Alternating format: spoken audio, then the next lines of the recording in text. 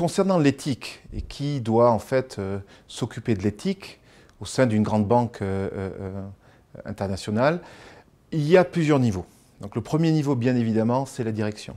La direction doit insuffler à travers les messages et à travers son comportement une éthique qu'elle veut que les autres que les autres employés mettent en place. Donc ça, c'est la direction, ce que les Anglais appellent ça une approche top-down.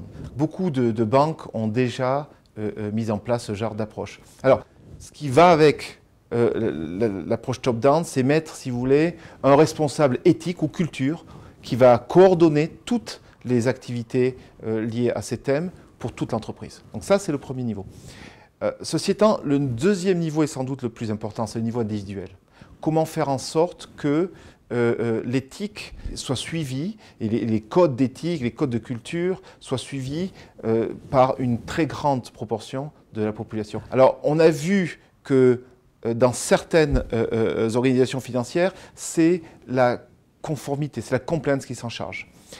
Ce modèle est en train de changer parce que les gens s'aperçoivent que qui d'autre que les personnes qui prennent des décisions au jour le jour, qui puissent, pour mieux représenter l'éthique et la culture. Donc ce qu'on voit aujourd'hui, c'est que les gens qui sont responsables des projets, des initiatives liées à l'éthique et à la culture, sont des gens du front office, sont des gens des métiers. Et donc la compliance a un rôle de soutien. Et ce qu'on voit, c'est que les gens responsables, c'est-à-dire les gens de métier, c'est eux qui en fait développent ces initiatives. Troisième point, c'est qu'en fait, l'éthique fait partie d'un ensemble de comportements, des comportements d'éthique, mais aussi des comportements liés à la performance de l'individu. Ce qui est important aujourd'hui, c'est de bien mesurer l'éthique, mais dans un contexte de la performance de l'individu.